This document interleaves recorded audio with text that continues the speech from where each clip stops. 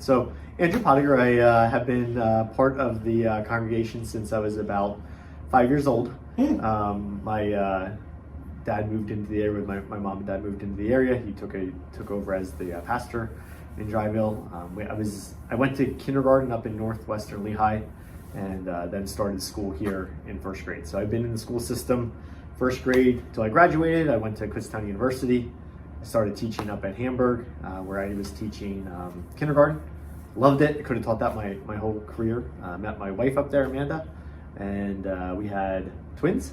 And so financially, it was more advantageous for one of us to stay home than pay for childcare. So that's actually what got me into educational leadership and how I became a principal, and then ultimately kind of worked myself into being assistant superintendent for a few years, and then this is my 10th year as superintendent in the school district.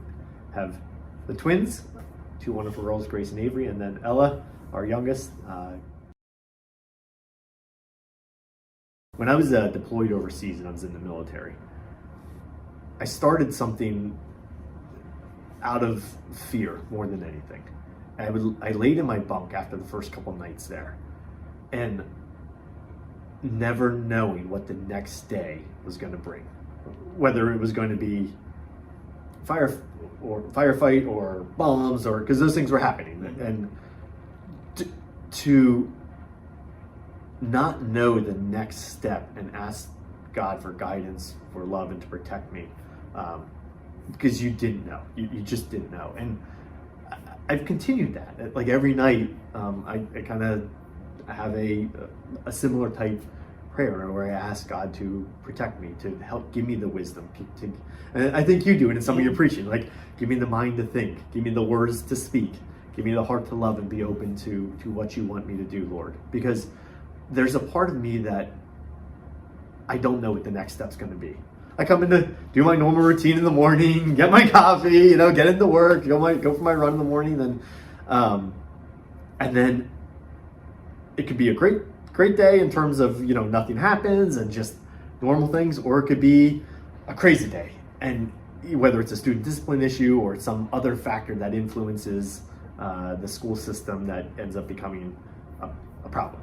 And so you never know what those things are going to be, and then when those problems arise, to be able to have that, again, that mind to think, those words to be able to speak when you're put on the spot, or to handle that problem from buffering the students in the school district, but also having that care and love and compassion for that person that did something that maybe wasn't kosher.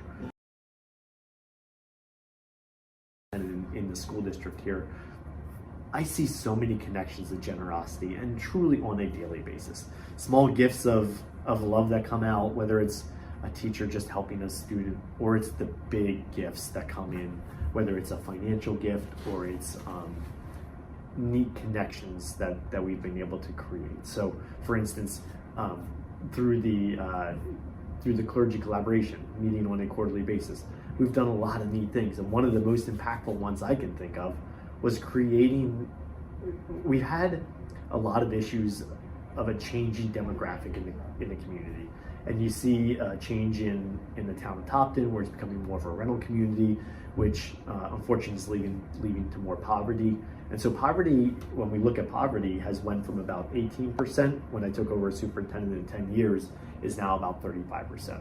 There's some districts where students are living in poverty of a grade levels at half the grade level.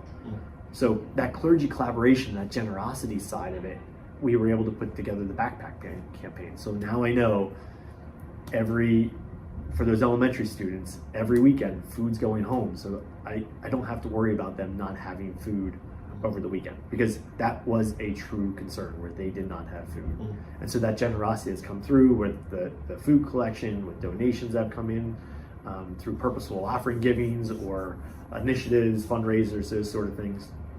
Help to purchase food. We have our life skills students that go out and do the shopping. It gives them those experiences. They package the food, and then the backpacks get sent home. I think it's the personal connections. So as a young kid, kind of going through, I remember Pinky and Diane as Sunday school teachers and giving them a lot of heck when I was young. But those were influential people. I remember sitting, as I got a little bit older and sitting with some of the council members at Ericstown, we'd be drawing helicopters and tanks when my dad was doing a church sermon. But it was those, someone wrapping your arm around you and helping out. As I transitioned into the young adulthood, all the youth quakes and the youth events that we used to do, all those pieces that were so influential in those formative years as a middle school, high school student.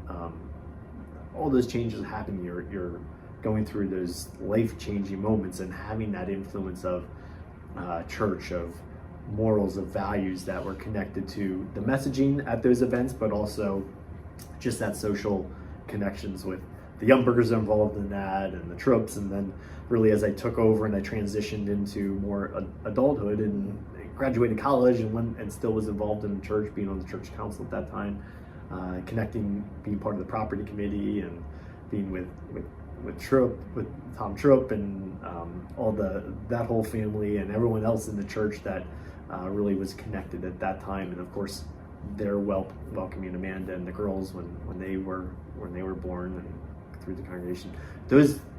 All those personal connections really start to tell a story of and formulate who I am as a person and that generosity. It's those small pieces of acts of kindness that really have made a tremendous difference in my life and have gave me that moral compass, or gave me that faith compass to move forward.